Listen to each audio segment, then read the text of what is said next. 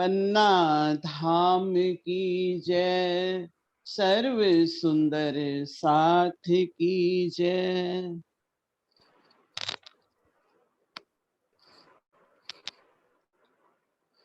सब सुंदर साथ जी के चरणों में कोटि कोटि प्रणाम जी। आज परिक्रमा ग्रंथ 11 चौपाई से। किरण बहन जी आइए।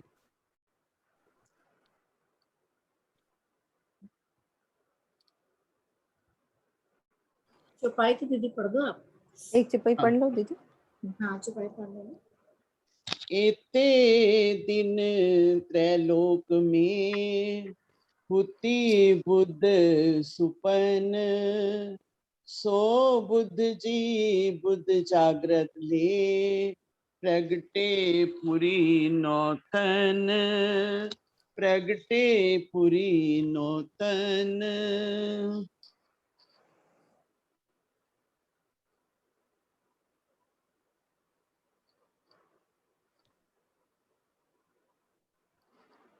हाँ जी प्रणाम किरण जी। दीदी।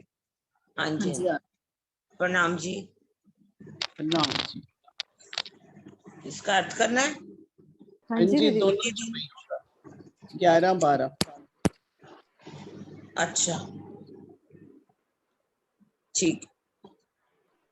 एते दिन त्रिलोक में हुति बुद्ध सुपन, सो बुद्ध जी बुद्ध जागृत ले, प्रगटे पुरी नौतन।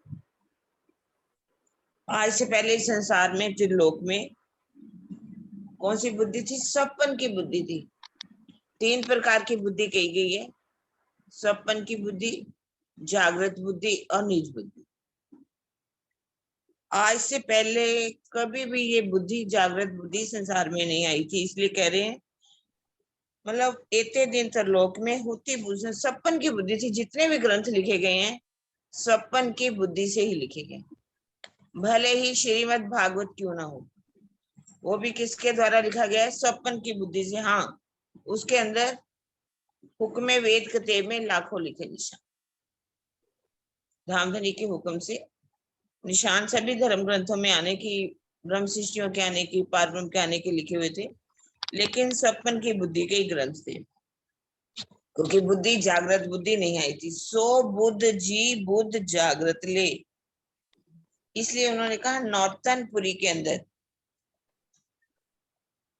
बुद्ध जी किसको कहा गया? देवचंद्र जी को कहा गया है। देवचंद्र जी को, देवचंद्र जी जब आए तो उनके अंदर जो बुद्धि आई, जागृत बुद्धि को ही बुद्ध कहने के कारण बुद्धि आई। इसी कारण से उनको बुद्ध कहा गया। क्या कहा गया? श्री विद्यानंद बुद्ध, बुद्ध कहा गया। और प्रगटे पुरी नौतन, नौतनपुरी में उनका प्रकटन जो है वो जागृत बुद्धि का प्रकटन जो है नौतनपुरी में हुआ। जैसे कि लिखा हुआ है, धनी जी मेरे ध्यान तुम्हारे, बैठे बुद्ध जी वर्ष 76। धनी जी ध्यान तुम्हारे। जागृत बुद्धि जो है जब रास खेल करके आए तो नौतनपुरी तक जो जागृत बुद्धि है वो किसका ध्यान में रही? रास की लीलाओं में, ब्रिज की लीलाओं में ही डूबी रही। इसी को कहा धनी जी मेरे ध्यान तुम्हारे, बुद्ध जी वर्ष 76। जो जागृत बुद्धि है उन्हीं लीलाओं में खोई गई। जो नहीं विष्णु महाविष्णु को बुद्ध जी पहुंचे तीत, जो नहीं विष्णु महाविष्णु का जिस ज्ञान के बारे में, अक्षतीत के ज्ञान के बारे में विष्णु और महाविष्णु को पता नहीं था, आदि नारायण को पता नहीं था, वहां जागृत बुद्धि जो है वो पहुंच गई। मेरे हृदय चरण धनी के इन्हें फल पाया। प्रकाश हिंदुस्तानी में भी इस बात को कहा गया है, मेरे हृदय चरण धनी के, क्योंकि धामधनी के चरण कमल मेरे हृदय में आए, जागृत बुद्धि आई, ये फल मैंने पाया। बुद्ध जी को अस्राफील विद्या नंद बुद्ध इमाम, इस बात को देखिए बहुत अच्छी तरह से समझना पड़ेगा। बुद्ध जी को अस्राफील, बुद्ध जी अर्थात जागृत बुद्धि को क्या कहा गया है? अस्राफील। 2 फरिश्ते हैं, अस्राफील और जबराइल। अब यहाँ जागृत बुद्धि को अस्राफील कहा गया है। खुलासा के अंदर विद्या बिनंद इमाम, और जब वही बुद्धि प्राणनाथ जी के अंदर आई, मतलब ये प्राणनाथ जी के मतलब क्या है, जब उन्होंने महाराज जी के अंदर पांचों शक्तियों का प्रवेश हुआ तो उन्हें क्या कहा गया, वाणी का अवतरण होने के कारण विद्यावनंद बुद्ध निष्कलंक स्वरूप कहा गया। बुद्धि जो है जागृत बुद्धि को ही असराफील कहा गया। वही जागृत बुद्धि जब महाराज इंद्रावती जी के धाम हृदय में आकर के विराजमान हुई, वाणी का अवतरण होने के कारण किसी प्रकार का कोई भी संदेह नहीं रहा, कोई भी संशय नहीं रहा। इसीलिए उनको कहा गया श्री विद्यावनंद बुद्ध निष्कलंक, जिसमें कोई भी कलंक ना हो। देवचंद्र जी के अंदर वाणी का अवतरण ना होने के कारण उनको जागृत बुद्धि उनके अंदर आई, जागृत बुद्धि के कारण उनको बुद्ध कहा गया, श्री विद्यावनंद बुद्ध। बुद्ध जी की शोभा, हालांकि दोनों की बात कही गई है, लेकिन उनके आगे क्या लग गया, विद्यावनंद का मतलब होता है विजय ही जिसका अभिनंदन करे। बुद्ध निष्कलंक का अर्थ होता है किसी कोई भी कलंक नहीं रहा, किसी प्रकार का कोई संशय नहीं रहा, जिस कारण से इस वाणी को भी बेशक इलम कहा गया। धाम धनी का स्वरूप क्या है, लीला क्या है, धाम क्या है, हम कौन है, कहाँ से आए हैं, हर बात का ज्ञान जो है इस वाणी के द्वारा हो गया। इसी बात को हम ध्यान से पढ़ेंगे। उपरोक्त कथनों में अक्षर ब्रह्म की जागृत बुद्धि को ही, असराफील को ही बुद्ध जी कहा गया है। पुणे परिक्रमा के इस चुपाई में सद्गुरु धनी देवचंद्र जी को बुद्ध क्यों कहा गया है, इसके समाधान में यही कहा जा सकता है कि तारतम वाणी में विशेष रूप से अक्षर ब्रह्म की जागृत बुद्धि को ही जागृत बुद्ध जी कहा गया है। किंतु कहीं कहीं पर सद्गुरु धनी देवचंद्र जी एवं प्राणनाथ जी को भी बुद्ध जी, विद्यावनंद बुद्ध जी कहा गया है, क्योंकि इन दोनों स्वरूपों में जागृत बुद्धि विद्यमान थी, दोनों स्वरूपों में जागृत बुद्धि थी, इसलिए उनको बुद्ध जी कहा गया, तो उनको विद्यावनंद बुद्ध निष्कलंक रूप कहा गया। ये ध्यान देने योग्य तथ्य है कि निष्कलंक शब्द का प्रयोग भी प्राणनाथ जी के लिए किया गया है। श्री मुखवाणी की चुपाइयों इस कथन को सार्थक करती हैं। एक चुपाई आती खुलासा के अंदर, विद्यावनंद बुद्ध जी और नेह कलंक अवतार, वेदों क्या आखिर जमाने के यही है सिरदार। विद्यावनंद बुद्ध जी और नेह कलंक अवतार, दोनों को अलग कर दिया उन्होंने। हालांकि दोनों को बुद्ध का अवतार कहा गया, बुद्ध कहा गया, लेकिन देखिए हम कभी जागृत बुद्धि को तो अवतार कह सकते हैं। 24 अवतारों का जब वर्णन आया तो उसमें जागृत बुद्धि को ही अवतार कहा गया। हम अपने पारब्रह्म अक्षरातीत प्राणनाथ जी को कभी भी अवतार नहीं कहेंगे, उनको क्या कहेंगे, नेह कलंक स्वरूप। इस चुपाई में सद्गुरु धनी देवचंद्र जी को विद्यावनंद और प्राणनाथ जी को विद्यावनंद बुद्ध निष्कलंक स्वरूप कहा गया। ऐसा समय जान के बुद्ध जी कर कोट सुर शमशेर श्री विद्यावनंद की आरती प्रेम मगन हो उतारती, सखिया पिया पर वारती। जो कहते हैं श्री विद्यावनंद जी की आरती प्रेम मगन हो उतारती, ये चुपाई किसके लिए कही गई है, प्राणनाथ जी के लिए कही गई है। इन चुपाइयों में श्री प्राणनाथ जी को विद्यावनंद बुद्ध जी ही कहा गया है। इस चुपाई में समझ में आ गया होगा, दोनों को बुद्ध जी कहा जरूर कहा गया, क्योंकि जागृत बुद्धि उनके अंदर प्रवेश हुई, जागृत बुद्धि के कारण ही जागृत बुद्धि को कहा गया असराफील बुद्ध जी, और उनको विद्यावनंद कहा गया है देवचंद्र जी को, और उनको विद्यावनंद बुद्ध निष्कलंक स्वरूप का। इसमें यदि कोई प्रश्न हो तो बात करें। विजय दीदी हो गई क्लियर? हो गया। हाँ जी, हो गया दीदी? हाँ विजय बहन जी हुई क्लियर? हाँ जी, हाँ जी, हाँ जी, अच्छे से हो गया आज दीदी। ठीक है। सुदेश दीदी आप चुपाई लो। किरंतन में भी ये चुपाइयां आई हैं, किरंतन में भी यही बात है। हाँ, किरंतन पढ़ेंगे ना तो उसमें भी ऐसा ही लिखा हम हुआ है। ना पढ़ लेते हैं, मंथन नहीं करते, थोड़ा ये फर्क है आप में और में। कोई बात नहीं। हाँ जी, हाँ 12 जी। नंबर हाँ चुपाई। जी, हाँ जी, अब आगे सो 13 नंबर पढ़ो। हाँ बोल 12 लो। नंबर। हाँ 12 बोल लो, कोई बात नहीं। हाँ। अब सो साहिब आइया सब सृष्ट करी निर्मल, मोह अहंकार उड़ाए के, देसी सुख निश्चल, देसी सुख निश्चल। अफसोस साहिब आया सब सृष्ट करी निर्मल। मुझे ही करना है ना इसका अर्थ। हाँ जी, बता दो अब सो साहिब हाँ आई जी, है। कर लो, आप कर लो, नहीं कोई नहीं, बात अगर कोई कर रहे तो करे, मैं मेरे को नहीं। पता नहीं आप ऐसे मुझे से मतलब राज जी बोल रहे हैं, चलो बोलो हाँ आप, नहीं कोई नहीं, बात नहीं। देखा मतलब कोई और भी है। नहीं नहीं दीदी, आप अब आपने शुरू कर दिया, बोलो आप, कोई बात नहीं। अफसोस साहिब आया सब सृष्ट करी निर्मल। आप जो अक्षातीत धामधनी आए हैं, इंद्रावती जी के धाम हृदय में आकर के विराजमान हो गए हैं। उन्होंने जो वाणी उनके द्वारा अवतरण हुई, सब सृष्ट करी निर्मल। सारे संसारी संसार को उन्होंने निर्मल कर दिया, निर्विकार कर दिया। मोह अहंकार उड़ाई के, देसी सुख नहीं चल। सबके अंदर क्या भरा हुआ था आजकल? मोह तत्व, मोह था, अहंकार था, सब जो है उनका नष्ट कर दिया, और देसी सुख नहीं चल, और सबको क्या है? अखंड सुख जो है मिल। अफसोस साहिब आया, अब जो अक्षातीत मेरे धाम हृदय में आकर के विराजमान हो गए, उसके द्वारा क्या है? सारी सृष्टि निर्मल होनी है। अब होनी है, निर्मल कर दी उन्होंने, ऐसा लिख दिया, सब सृष्ट करी कर दी।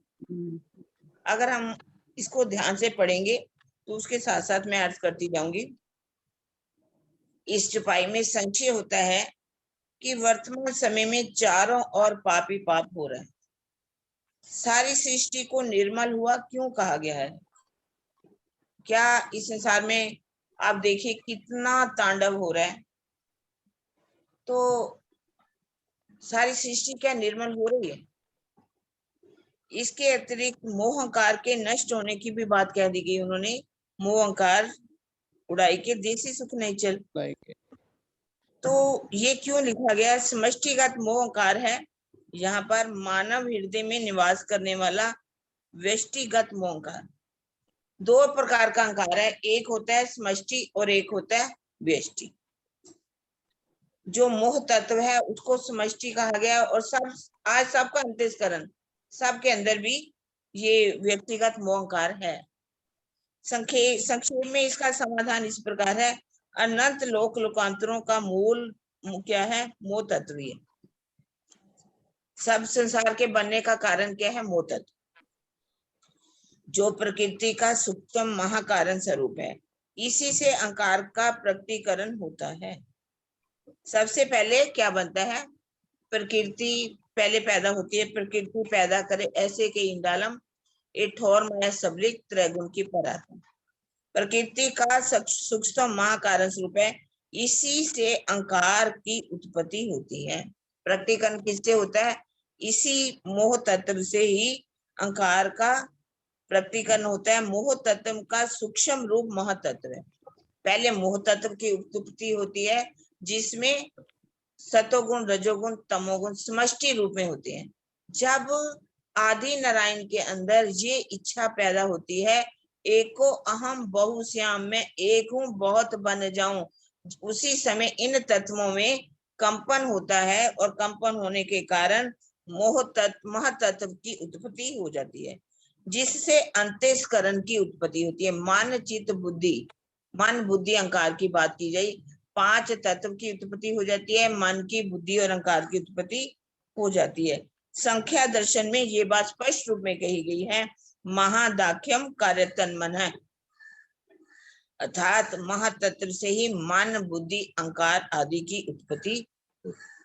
ठीक है, अब कह रहे ये बात निर्विवाद रूप से सिद्ध है कि बिना अंतस्करण की जीव इस संसार में कोई भी कार्य नहीं कर सकता। जीव जो है उसके साथ जो है अंतस्करण जुड़ जाता है, तभी कोई कार्य होता है। यदि अंतस्करण ना हो तो कोई भी कार्य नहीं हो सकता। यदि हृदय में ब्रह्म ज्ञान का अमृत प्रवेश कर जाए, प्रेम की रस धारा बहने लगे, तो अंतःकरण का अस्तित्व रहते हुए भी नहीं रहने के समान हो जाता है। जीव के साथ अंतस्करण तो रहता है, लेकिन वो अंतस्करण जो है जो दुनिया की बात में था, मन से मनन कर रहा था, चित्त से चिंतन कर रहा था, बुद्धि से विवेक कर रहा था, अब वो क्या है, उल्टा हो जाता है। अब वो प्रेममयी हो जाता है, हृदय में ब्रह्म ज्ञान प्रवेश कर जाता है, प्रेम की रसधारा बहने लगती है, तो अंतःस्करण होते हुए भी ना होने जैसा ही हो जाता है। इसी को मोह अहंकार का नाश होना कहा गया है। इसे इस दृष्टांत से समझा जा सकता है। जिस प्रकार हमारे खाद्य पदार्थ, फूल, फल आदि में वायु, आकाश आदि तत्व विद्यमान है, किंतु हम ये नहीं कह सकते कि हम आकाश को खा रहे हैं। 5 तत्व है ना, आकाश को खाने की चीज तो नहीं है, लेकिन आकाश है उसमें।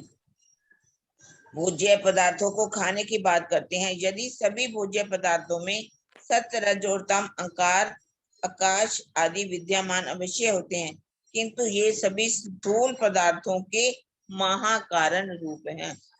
महाकारण में ये हमारे अंदर हर 5 तत्व के अंदर, सबके अंदर हैं।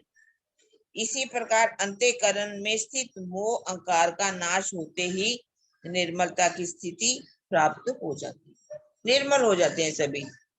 कैसे?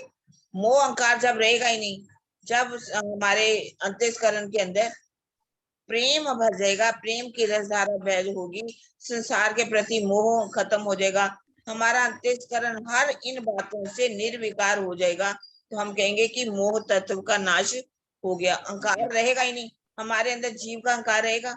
नहीं रहेगा। किसका अहंकार आ जाएगा? धनी की मैं हमारे हृदय में प्रवेश कर जाएगी, तो हमारा अंतःकरण भी निर्मल हो जाएगा। इसी को कहा गया है कि मोह अहंकार का नाश होना।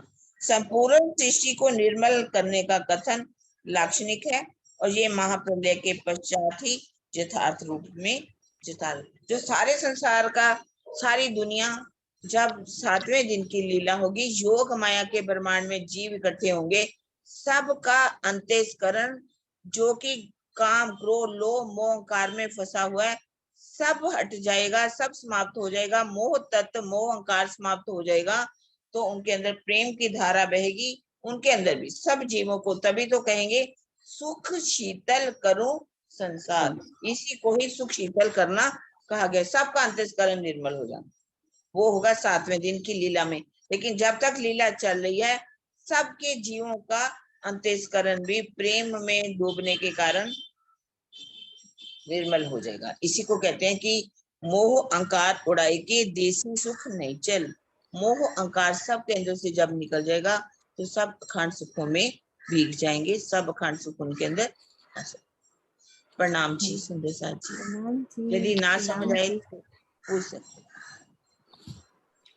आगे दीदी बहुत अच्छे से, सबके जिनके नहीं आई रेजन भी कर सकते हैं हम आराम से। हाँ जी सुदेश दीदी, आप लोग आगे चुप रहिए। सो मगज मायने हुक्मी खोले हम सयन, सो कलाम जो हक के सुख होसी उम्मत सबन। अब धाम धनी ने अपने आदेश से सभी धर्म ग्रंथों के गुज अर्थों को हम आत्माओं से प्रकाशित कराया है। मेरे धाम हृदय में विराजमान होकर उन्होंने जो ब्रह्मवाणी कही है, उससे सभी ब्रह्म सृष्टियों को आत्मिक सुख प्राप्त।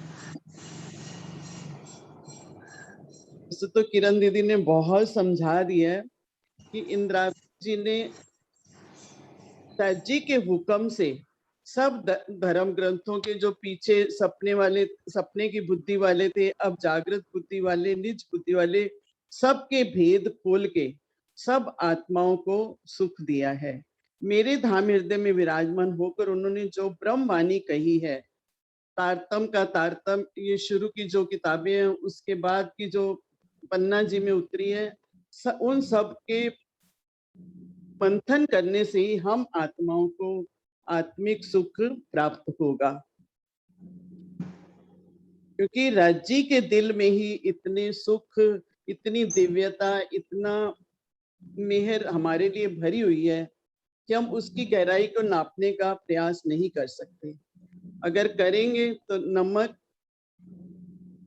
के टुकड़े वाला ही हाल होगा, क्योंकि उसका प्रकटन भी समुद्र से हुआ है, लेकिन वो उसकी गहराई को नहीं नाप सकता। हम रूहों का प्रकटन भी धनी के दिल से हुआ है। अक्षरातीत राज्य के हृदय में प्रेम, सौंदर्य, ज्ञान, तेज, आभा, कांति के अनंत सागर लहरा रहे हैं, जिसका प्रकट स्वरूप परम धाम में 25 पक्ष, श्यामा जी, सखियां, अक्षर ब्रह्म, महालक्ष्मी है। राज्य अपनी लहरों के साथ, आत्माओं के साथ कैसी लीला करते हैं, उसका अनुभव किनारे पर बैठकर प्रेममयी चितवनी द्वारा ही संभव है। उसी चितवनी में डूब कर, ये तैरना नहीं है, हमें डूबना है।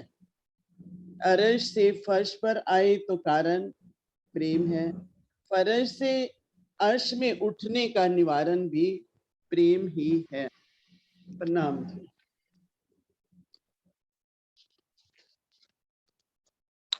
कार्तिक आए हैं हमारे बीच में, नए सुंदर साथ, मैंने आज पहली बार ही देखा। हाँ जी, बोलो आप नेक्स्ट चुपाई। 14 नंबर। हाँ जी, 14 नंबर। आपकी आवाज नहीं आ रही साथी, आवाज नहीं आ रही, आप बोलोगे चुपाई? आपकी आवाज नहीं आ रही दीदी। अच्छा नीता, आप बोलोगे नेक्स्ट चुपाई? नीता आईफोन के नाम से आई हैं।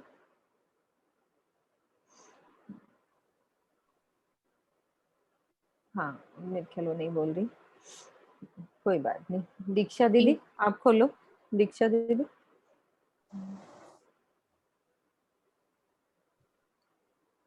इनसे ना हाँ अनम्यूट खोलो, दीक्षा दीदी खोलो। हाँ जी, हो गया दीदी। बोलो।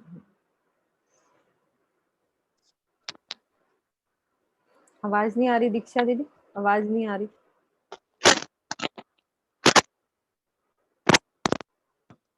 प्रणाम जी, अब आ रही है हाँ आवाज? जी आ गई, अब आ गई, अब आ गई। ब्रह्म सृष्टि जाहिर करूं, करसी लीला रोशन, अखंड धनी इत आय के, किया जाहिर मूल वतन, किया जाहिर मूल वतन। अब मैं तारतम वाणी से ब्रह्म सृष्टि को आज चुपई ये वाली नहीं बोल रहे। 14 बोलो, 14 आप 15 बोल रहे हो।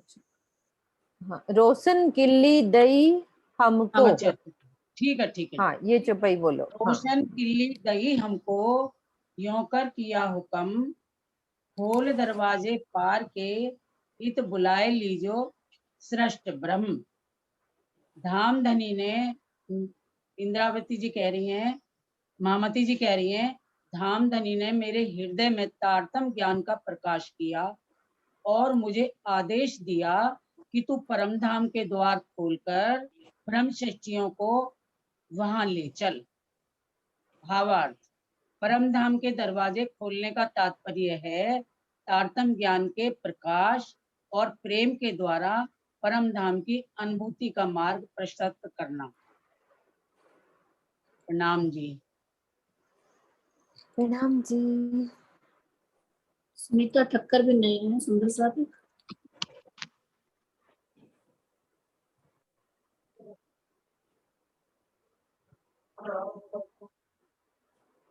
बोला हमको। आप बोल रहे हो ना, आप कर दो फिर, ठीक है। अच्छा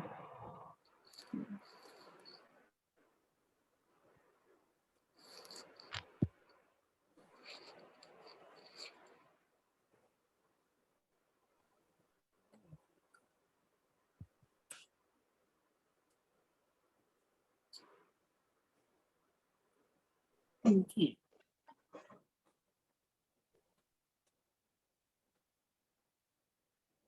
पिंकी ठक्कर है। हाँ पिंकी ठक्कर है। मैं सुनीता सुनीता ठक्कर वही बोल रही हूँ। वही मैं कह रही हूँ, पिंकी तो। हाँ पिंकी, सुनीता आप राजी लेके बैठे हो। पिंकी, पिंकी आप बोलो अगली चुपई, अनम्यूट करो। हाँ जी, हाँ जी राजी खोले हुए आपने? हाँ जी नहीं खोला। हाँ जी खोलो, आप 15 नंबर चुपई बोलो।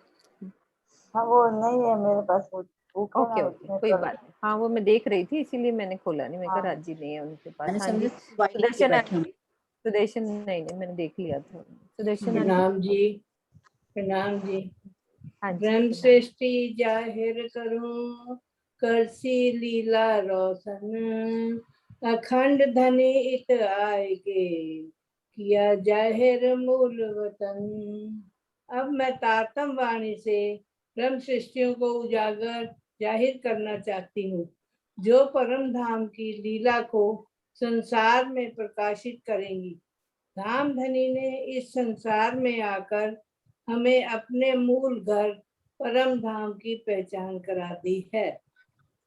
प्रणाम जी। हाँ जी बबली दीदी आप बोलो। दीदी हाँ आप हेडफोन हटा दो दीदी, आपकी प्रॉब्लम ही है हेडफोन में। आपके ऐसी अच्छी आती है, आप तो खुली आवाज में बोलो, आपको इसकी जरूरत ही नहीं है। आ रही है। हाँ अब आ रही है। तीन ब्रह्मांड जो अवरचे ब्रह्म सृष्टि कारण, आप आए तिन वास्ते सखी पूरे मनोरथ तीन। तीन ब्रह्मांड जैसे ब्रिज रास और इसे जागने के ब्रह्मांड की बात हो रही है। ये ब्रह्म सृष्टियों के वास्ते ही धनी ने बनाए हैं। स्वयं श्री राजी की ब्रह्म सृष्टि की इच्छा पूरी करने के लिए आए हैं, क्योंकि परमधाम के अंदर जो राज्य ने तीन लीला पहले से रच रखी थी कि ब्रिज और रास और जागने का खेल इनको दिखाना है। तो राजी कह रहे हैं कि उनकी जो इच्छा पूरी करने के लिए ब्रिज और रास का जो खेल दिखाया था, क्योंकि ब्रिज के अंदर जो हम आए थे तो पूरी नींद में था, धनी की हमें बिल्कुल पहचान नहीं थी, और रास के अंदर गए तो मैं आधी पहचानती कि हमारी आत्मा के मालिक ने कहाँ रहते हैं, ये हमें पहचान नहीं थी। वो तीसरे ब्रह्मांड में जागने के ब्रह्मांड में आकर के धनी ने हमें पूरी पहचान कर दी है, कौन हो, कहाँ से आई हो और इस संसार में क्यों आई हो। तो इसे जागने के ब्रह्मांड की बहुत ज्यादा महत्ता है कि इस कलयुग में आकर के जो राज्य में पूरी पहचान करा रहे हैं, यानी कि इच्छा जो हमारी जो पूरी थी वो अब इस जागने के ब्रह्मांड में करा रहे हैं, क्योंकि पहले हमें पहचान नहीं थी हम क्यों आए थे या किस सुख के लिए आए थे। तो इसलिए जागने के ब्रह्मांड की देखा नहीं, स्वयं श्री राजीव ब्रह्म सृष्टि की इच्छा पूरी करने आए हैं। प्रणाम। प्रणाम जी। राज दीदी आप बोलो। हाँ जी 17 नंबर चुपई। 18। हाँ जी 17 नंबर 17 है। 17 17 नंबर है। अखंड सुख सबन को, खंड सुख सबन को, होशी 14 तबक, हो बरकत ब्रह्म सृष्टि की, पावे दीदार सब हक, पावे दीदार सब हक। अब ब्रह्म सृष्टियों की कृपा से 14 लोकों के सभी प्राणियों के बेहद मंडल में अखंड सुख प्राप्त होंगे। श्री महामती जी के धाम हृदय में स्वयं बैठ करके अक्षातीत पार ब्रह्म कह रहे हैं कि अखंड सुख सबन को, अखंड सुख सबन को ब्रह्म सृष्टि के आने से संसार में 8 विष्णुओं का सुख श्री राजी महाराज जी ब्रह्म सृष्टियों की कृपा से संसार को प्राप्त होगा। 8 विष्णु में हो जाएगा होशी 14 तबक, और ये 14 लोगों का ब्रह्मांड भी अखंड हो जाएगा। सबको उसमें रहने वाले सब लोगों को जो है अखंड सुख प्राप्त होंगे। 8 विष्ट खुल जाएंगी। 8 विष्ट के बारे में सभी जानते हैं। पहली विष्ट जो है ब्रह्म सृष्टियों के, जिन जीवों पर बैठकर ब्रह्म सृष्टि ने ये संसार का खेल देखा, वो जो ये सत्य स्वरूप में अखंड हो जाएगा। दूसरे फरिश्तों की है, अक्षर ब्रह्म की आत्माओं की। तीसरी महमंदी विष्ट है। चौथी और पांचवी ब्रज और रास की, और छठी विष्ट जो है देवी देवताओं की, और 7 विष्ट में पैगंबर। इस तरह से जो है, और 8वीं आम खलक की, ये सब जो है अखंड हो जाएंगे, सब अखंड सुख संबंध को, और सब ही ये ब्रह्मांड अखंड हो जाएगा। मूल सो बरकत ब्रह्म सृष्टि की, और ब्रह्म सृष्टि के ही कारण ये सुख जो है प्राप्त होगा। आज दिन तक जो है संसार के लोगों को मुक्ति प्राप्त नहीं हुई। पावे दीदार सब हक, और हसर के रोज सभी को जो है श्री राज जी महाराज जी, श्री प्राणनाथ जी बैठेंगे, सबको ये सुख प्राप्त होगा, सब इस सुख को लेंगे संसार के लोग। यह कथन योग माया के ब्रह्मांड में ही पूर्ण होगा, और ये कथन जो ऊपर लिखित है ये जो है योग माया के ब्रह्मांड में जिस तक ये विश्व में हो जाएंगे सबको सुख प्राप्त हो जाएगा। और श्री प्राणनाथ प्यारे की जय। नाम जी। हाँ जी, प्रणाम जी। किरण दीदी, मतलब ये जो लिखा है ना, सबको सच्चिदानंद पर ब्रह्म का दर्शन भी होगा, है ना? तो ये उन जीवों के लिए है ना कि भाई सब अखंड होएंगे, तो देवापी और शांतनु के जीव राजी श्यामा जी धारण करेंगे। हाँ, भी पहली बिश्त में राजी श्यामा जी बनेंगे। देवापी तो और मरु का जीव जय राजी और श्यामा जी बन के बैठेगा ना, तो ठीक है। उनमें वेश नहीं होगा, श्यामा जी की आत्मा नहीं होगी, सखियों के अंदर भी परम धाम की आत्माएं नहीं होगी, जीव ही होंगे सभी, लेकिन वो पारब्रह्म का ही स्वरूप धारण करेंगे। अच्छा फील फरिश्ता होगा जब राइल होगा, देवापी का जीव होगा और मरु का जीव होगा, तो वही उन्हीं का जो स्वरूप दर्शन देगा, उन्हीं को पारब्रह्म सच्चिदानंद कहा गया। वो जो वास्तव में स्वरूप है उनका दर्शन नहीं होगा, लेकिन तो वो दीदी प्रतिबिंब की जो लीला कहते हैं पहली बिश्त में होएगी, प्रतिबिंब की लीला होएगी वहां पहली बिश्त में, वो क्या होएगी? जैसे परम धाम में लीला होती है ना, वही बिल्कुल सेम यहाँ पर होगा उनको। वही ऐसे लगेगा कि हम जीव जो, तभी तो पहली बिश्त का मतलब ही है कि जो लीला परम धाम में हो रही है, सुखपालों में जाएंगे, नृत्य होगा, ऐसे लगेगा कि हम जीव भी परम धाम के अंदर बैठ करके लीला को देख रहे हैं, लीला स्वयं कर रहे हैं, सारा सुख उनको मिलेगा। उसी अक्षातीत पारब्रह्म के दर्शन भी सबको हो जाएंगे, पर जीवों के होंगे, एक्चुअली जो स्वरूप है उनका दर्शन नहीं होगा। जैसे कि नदी के किनारे पर वृक्ष लगा हुआ, उस पे पेड़ पे लगा हुआ आम, उसका पूरा किसमें पड़ता है? नदी के अंदर। अगर अच्छा सा जल हो तो नदी में पेड़ ही दिखता है, वृक्ष ही दिखता है, आम ही दिखता है। इसी तरह से ही वो अक्स उसका पड़ेगा, वो जीवों के साथ वो लीला होगी परम धाम में, तो उनको सच्चिदानंद पारब्रह्म का दर्शन कहा गया। तो सारी बिश्तों के सब दर्शन करेंगे ना, नीचे से लेकर ऊपर तक, 8वीं बिश्त, 7वीं, सभी आत्म भाव में होंगे, जीव भाव तो सबका समाप्त हो जाएगा ना। 3 ब्रह्मांड हुए जो अब ऐसे हुए ना, उसी का तीनों में ब्रह्म लीला भाई, ब्रिज रास और जागने के जो ऊपर की छुपाई में भी बोला, तो ये सारी लीला हो जाएगी, ब्रिज में रास की लीला, इस जागने के ब्रह्मांड में भी, तो सबको मतलब दीदार तो हो जाएगा, पहचान तो सबको हो जाएगी। धाम स्वरूप लीला की पहचान करना, तो यही कहा गया ना, सबको भी धाम स्वरूप लीला की पहचान हो जाएगी, जिसकी पहचान आज दिन तक नहीं हुई। विष्णु को दार्थम मिलेगा तो सबको ही मिल जाना है। योग माया के ब्रह्मांड की बात की गई है, 7वें दिन की लीला की बात, सबको मिल जाना है, तो राजी की पहचान मिल जाएगा ना। सबको जब आदि ने इनको पहचान हो जाएगी, सब जीवों को पहचान हो जाएगी। ठीक है। स्वर्णा दीदी नेक्स्ट पहले आप। हाँ जी, प्रणाम जी, प्रणाम जी। बबली क्या पूछ रही है?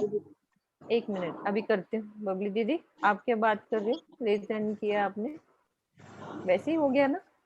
नहीं किया है। हाँ बोलो दीदी, बोलो, फिर आप पहले बोलो।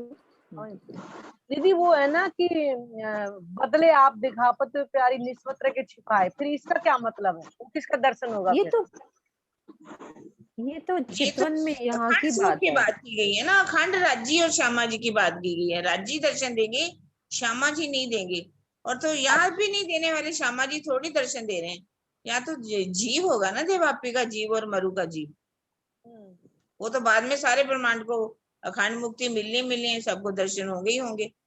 राजी स्वयं थोड़ी आकर के अक्षातीत का जो आवेश है और वो थोड़ी दर्शन दे रहा है, श्यामा जी थोड़ी आकर के दर्शन दे रही है। नहीं दीदी, ये वाली छुपाई तो उसके लिए है ना, कि जैसे हम यहाँ पे चितवन करते, मान लो एक कोरा जीव प्रेम की राह पे चल पड़ता है, उसको भी राज्य की पहचान हो जाती है, तो राज्य महाराज अपना दर्शन देंगे, श्यामा जी का श्यामा दर्शन जी नहीं ने, जैसे कि कोई नहीं राष्ट्रपति को मिलने जाता है, राष्ट्रपति को, राष्ट्रपति से मिलने का अधिकार सबको है, लेकिन राष्ट्रपति की पत्नी से मिलने का अधिकार सबको नहीं है। इसी तरह से श्यामा जी उनको दे, क्योंकि उनके मूल परात्म परम धाम में है ही नहीं, तो उन्हीं को दर्शन होगा ना, जिनकी मूल परात्म परम धाम के अंदर है, उन्हीं को श्यामा जी का दर्शन होगा, उनको अपनी परात्म का भी दर्शन होगा। दीदी जैसे मतलब सुंदर साथ हैं, जैसे चितवनी में हैं या कैसे, तो उनको तो दर्शन होगा ना, अगर राज्य चाहेंगे युगल स्वरूप का दर्शन। अगर वो परम धाम की आत्मा होगी तो उनको दर्शन होंगे ही होंगे, कोरे से कोरे जीव को नहीं श्यामा जी का होगा। मतलब जीव को एक राज्य महाराज ने एक बेनिफिट दे दिया कि मान लो वो जीव आत्म नहीं है, लेकिन फिर भी उसको राज्य का ज्ञान प्राप्त हो गया है और प्रेम की राह उसने पकड़ ली है, तो राज्य महाराज अपना दर्शन देंगे उनको, ये गारंटी दे दी कि मैं फिर भी अपना दर्शन दूंगा, श्यामा जी का दर्शन नहीं देंगे। लेकिन मतलब ये जीवों को बेनिफिट दिया, लेकिन जो वहां की पर आत्म है, जो ब्रह्म सृष्टि है, उनको तो युगल स्वरूप के दर्शन होंगे। हाँ जी, आप बोलो श्रीनिवास जी। हाँ जी, ये पूछना था कि बहिष्त के अंदर जो है क्या पुरुष तन भी होंगे क्या, या सभी अंगनाओं के रूप में होंगे?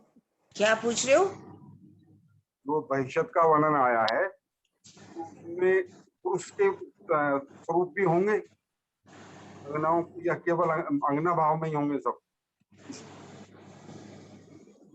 बहिष्त की बात कर रहे हो? हाँ, पहली बहिष्त में तो देखिए उस समय राज्य का वेश नहीं होगा ना, श्यामा जी की आत्मा भी नहीं होगी, सिर्फ देवापी और मरु का जीव होगा, वो तो दर्शन होंगे उनको। तो जो जीव वहां पर अखंड हो जाएंगे तो उनके जो तन होंगे वो उनको पुरुष के तन भी होंगे और स्त्री के भी, या केवल स्त्री के तन? स्वामी जी से बात बहुत हुई, वो कह रहे आत्म तत्व को लो, आत्म का कोई भी तन हो, यहाँ पर वाली नहीं होंगे, जैसे ये 5 तत्व के शरीर है, लीला होगी, आत्म भाव से सभी होंगे। वाणी में ये लिखा है, भाव से अंगना भाव लेना पड़ेगा वहां पर भी, तभी दर्शन होते हैं। बिना अंगना भाव आत्म भाव से चलिए आप, यहाँ वाले तन आदमियों वाले जहाँ 5 तत्व के वहां शरीर होंगे ही नहीं। उसमें ये आया वाणी में, नूरी स्वरूप होए के बसे भीष्ट में नर नार। मैं तो वही कह रही हूँ ना, नूरी स्वरूप का मतलब कल पढ़ा था ना, नूर का अर्थ क्या है, आत्म स्वरूप के में भाव लेना पड़ेगा। यहाँ वाले 5 तत्व तो होने ही नहीं वहां पर, तो ये आदमियों वाला तन हम यहाँ पर भाव लेके बैठे हैं, वहां पर नहीं लेना पड़ेगा ये भाव, सब आत्म भाव से चलेंगे। नर नार से उनका मतलब ये है कि पुरुष और स्त्री, लेकिन नर नार ऐसे नहीं कहा कि भाई वो पुरुष से मतलब नहीं है, नर नार मीन्स सभी आत्मा, मतलब जीव, हाँ सभी का, कोई वहां मनुष्य का तन थोड़ी ना, ऐसा थोड़ी ना होगा हमारा, तो आत्म स्वरूप होगा। हम यहाँ पे भी देखे ना श्रीनिवास जी, आत्मा का स्वरूप क्या है, अब आपके अंदर जो चीज है मेन तो वही है ना, आपका ये तन, ये तो 5 तत्व का मिट्टी में मिल जाएगा, वहां तो नूरी स्वरूप बनेंगे। ये 5 तत्व के, ये 5 तत्व से ही तो हम पुरुष के तन में हैं और लेडीज के तन में है। 5 तत्व जो ये लगे हुए हमारे अंग, आपके पुरुष वाले और दूसरे सुंदर साथ के लेडीज वाले, लेकिन वहां तो हमारे नूरी तन होंगे जिसमें 5 तत्व तो होगा ही नहीं, तो वो वाले नर को, वो नर थोड़ी ना बनेंगे, एक नूरी तन बनेंगे, वो आत्म स्वरूप होंगे। क्यों किरण दीदी?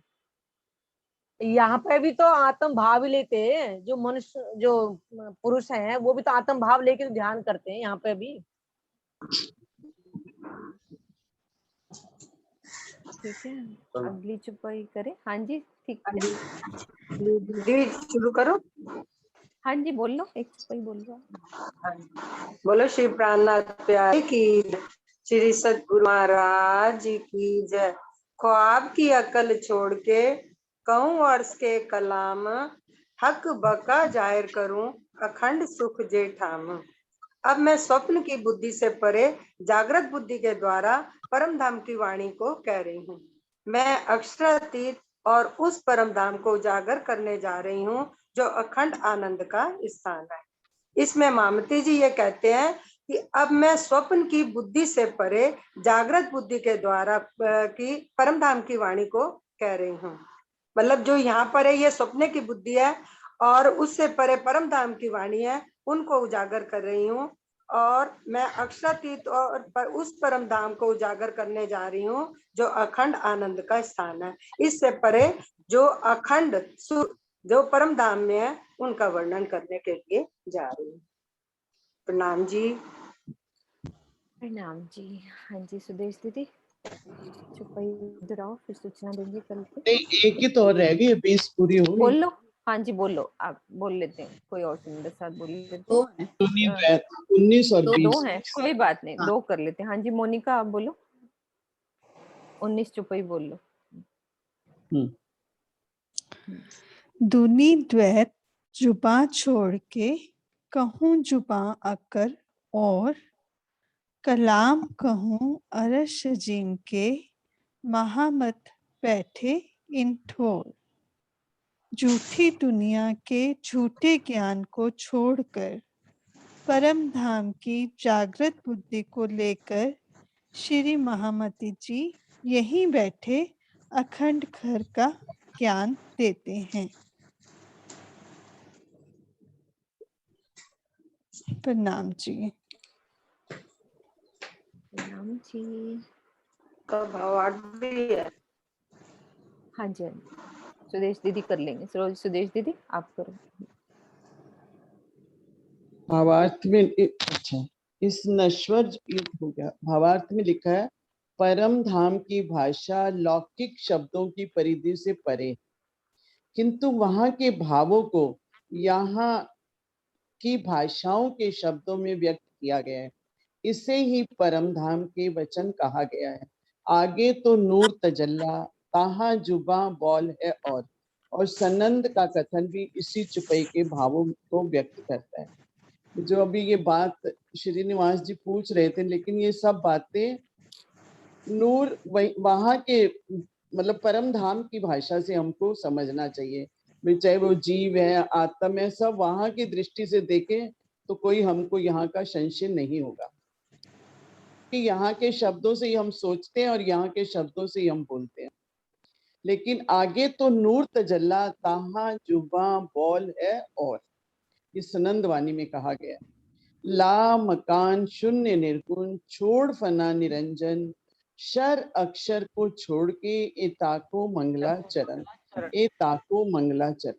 ये मंगलाचरण मैंने उस परम धाम की शोभा और लीला के वर्णन के संबंध में किया है, जो निराकार निर्गुण शून्य निरंजन सहित इस संपूर्ण क्षर ब्रह्मांड अक्षर ब्रह्मांड के बेहद मंडल से भी परे है, 3 पार के भी पार। तो वहां की सब मतलब अक्षरातीत की सारी शोभा गुण वही सब इस प्रकरण में इसी का ही वर्णन किया गया है। यही मंगलाचरण है। इस क्षर अक्षर को छोड़ के इताको मंगलाचरण, इताको मंगलाचरण, ये मंगलाचरण संपूर्ण हुआ। लाम कान शून्य निर्गुण छोड़ फना निरंजन, शर अक्षर को छोड़ के ताको मंगलाचरण, ताको मंगलाचरण। बोलिए श्री प्राणनाथ प्यारी की जय, सतगुरु महाराज की जय, पन्ना धाम की जय, सर्व सुंदर साथ की जय।